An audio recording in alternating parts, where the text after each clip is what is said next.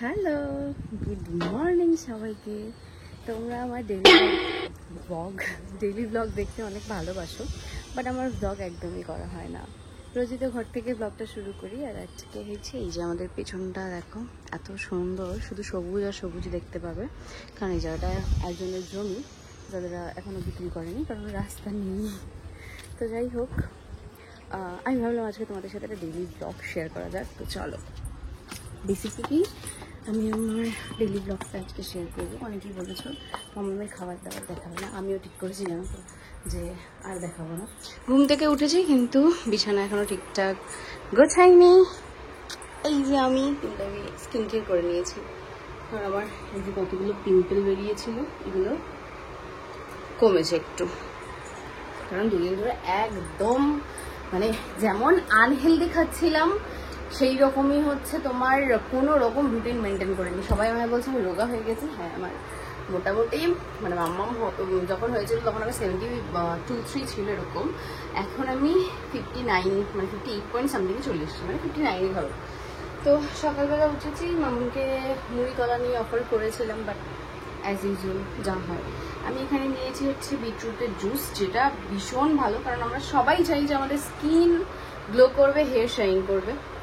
আর তার সাথে এই যে কাল আমি সারা রাত ধরে ভিজিয়ে রেখেছিলাম এই যে সিডস, সেটাও খাবো। আগে হলেও আমি সেটা খাবো। এবার তোমাদের মনে হতে পারে এত হেলদি রুটিন, না আমি রোজ এটা ফলো করতে পারি না, কারণ সময় হয় না আমার।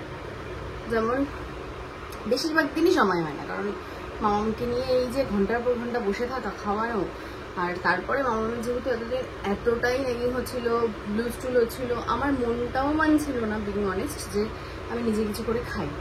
তো এই যে বিটরুট জুস, এটা কিন্তু ভীষণ হেলদি, তোমরা খেতে পারো। এটা যদি ডেলি খেতে পারো আমি গ্যারেন্টি তোমাদের স্কিন আর হেয়ার নিয়ে ভাবতে হবে না। অবশ্যই অবশ্যই অবশ্যই আমার মতো সন্ধ্যাবেলা হলেই ফাস্টফুড খাওয়া যাবে না, কিন্তু আপনাকে কিছু বললেই তিনি একটা কথা বলে দেন ত্যাপ। আর এই যে আমি এটা নিয়ে বসেছি, এখনই উল্টে দিচ্ছিল।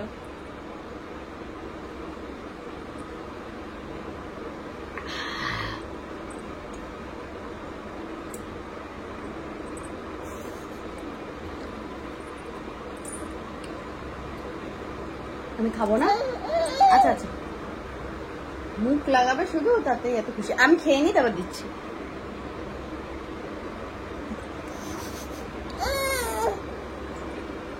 নিজের খাবার খাওয়াতে পারি না, হাত ঢোকানোর জন্য, দেখেছ দুষ্টু।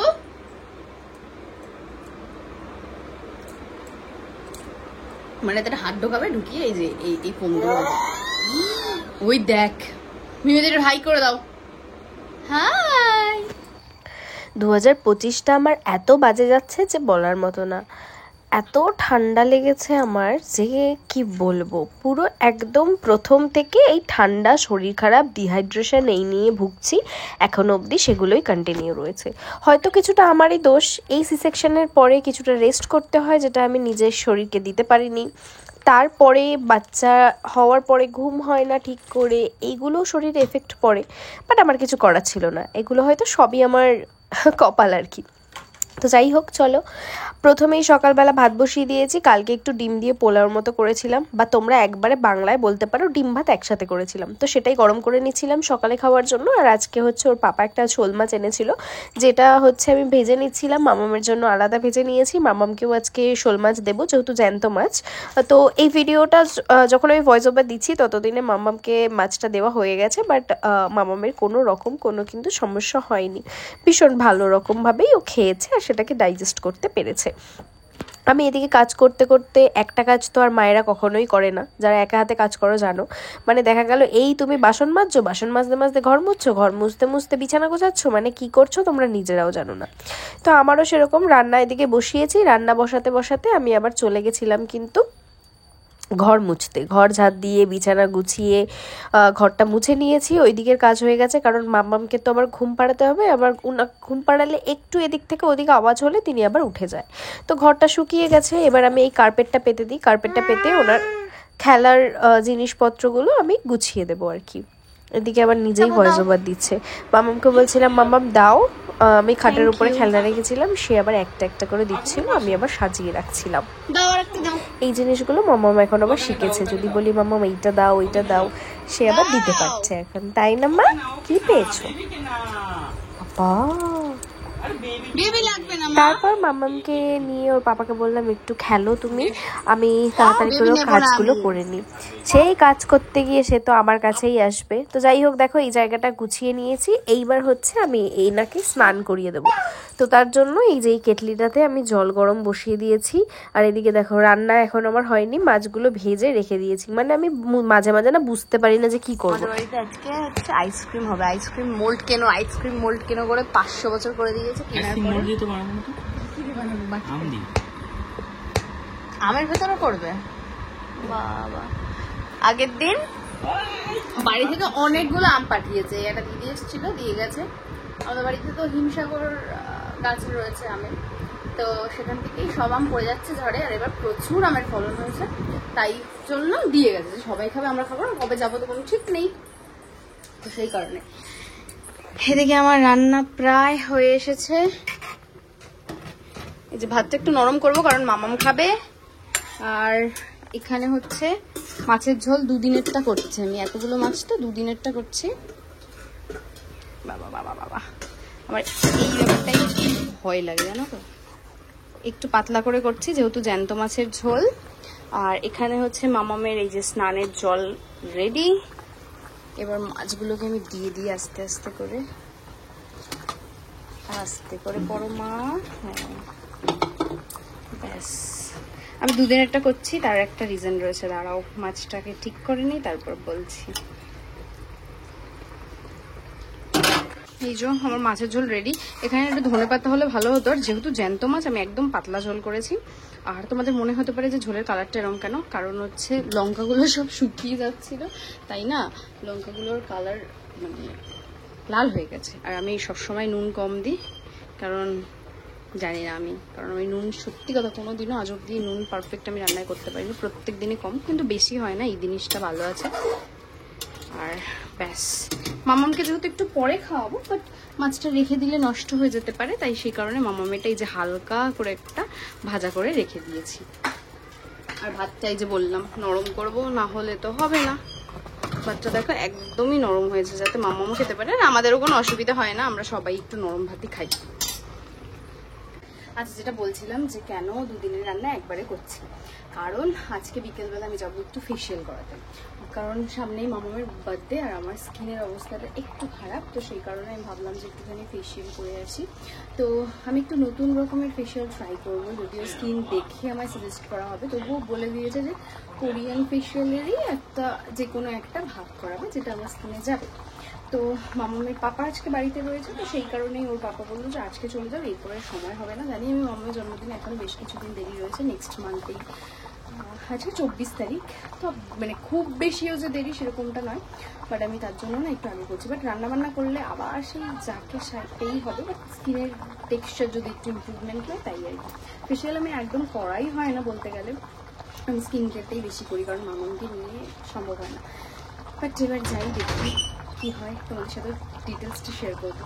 এখন আমি এখানে তাড়াতাড়ি করে বাসনগুলো মেজে নিয়ে ভাতের যেই ফ্যানটা থাকে সেটাকে আমি ঝরিয়ে নিয়েছি। আর আমি সিঙ্কের মধ্যেই করি, তখন কলটা চালিয়ে দিই, কিন্তু আজকে এতটাই জল শুকিয়ে গেছে যে কল চালানোর প্রয়োজন পড়েনি। তারপর বাসনগুলো আস্তে আস্তে মেজে নিচ্ছিলাম, জানো তো এই সিঙ্কটা হয় না, একদিকে আমার সুবিধা হয়েছে, একবারে আমার দুটো কাজ সুন্দর মতো হয়ে যায়। তো এবার মামামের জন্য আমি জল গরম করে নিয়েছি, আর আমি এই কেটলিটাতেই করি। আর রোজই আমি স্নান করানোর পরে গামলাটা ধুয়ে রাখি, তবুও আমি স্নান করানোর আগে না, যেহেতু বাথরুমে থাকে কখন মাকড়সা পড়ে না কি পড়ে, একবার করে ধুয়ে নিই। তো এবার জল গরম করে নিয়েছি। হ্যাঁ, মামামকে এই গরমেও আমি লিউকমেই স্নান করাই, সারা বছরেই আমি লিউকম করিয়েছি ওকে।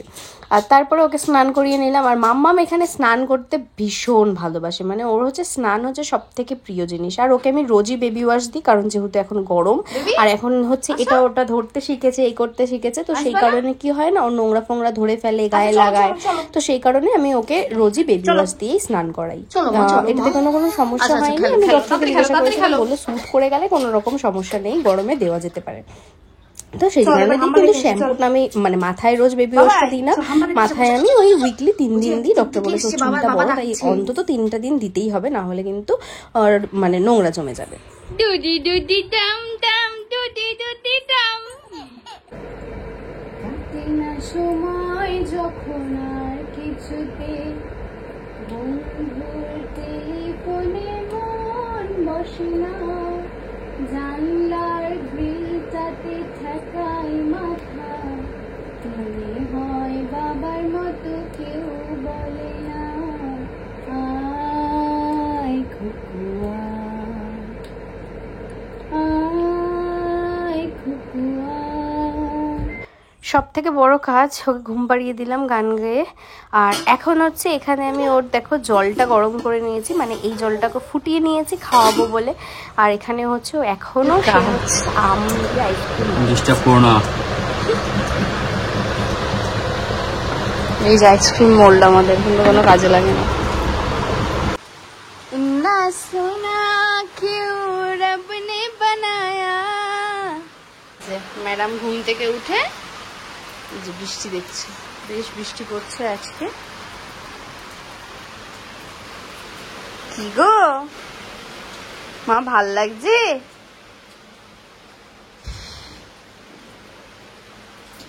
মন দিয়ে দেখছে। মামকে হাই চেয়ারে বসিয়ে আমি কোনো রকমের স্নানটা করে এলাম। আর ওর পাপা আবার একটু বেরিয়েছে, কারণ ওর অফিস কলিগের মানে অফিস কলিগের ছেলের অ্যাক্সিডেন্ট হয়েছে, তাকে নিয়ে এনআরএসে গেছে। তো ওখানেই ফোন করে বললো ওকে একটু আসতে, একা একা পারবে না বলে, তাই ও আবার গেল ওখানে। আর এই যে মামাকে এখনো খাওয়ানো হয়নি, কিন্তু সে সকালবেলা খেয়ে এই যে একা একা এখন ব্রাশ করছে।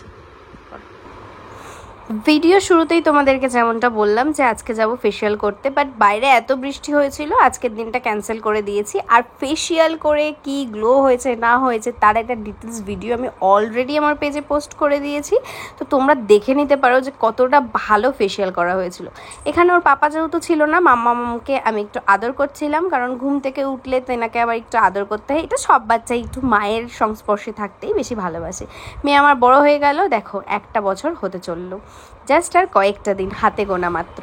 রাত্রিবেলা আমার জন্য ডিটক্স ওয়াটার বানিয়ে নিয়েছে আর একটু গুড়ের জল করে নিয়েছে, কারণ জল আমার একদমই খাওয়া পড়ে না। স্কিন কোথা থেকে গ্লো হবে? আমি হচ্ছে ওরকম যে ওপর থেকে মেখে স্কিন গ্লো করতে চাই, কিন্তু ভেতরে নিজেকে একদমই যত্ন করি না। তো যাই হোক, আজকের ব্লগটা কেমন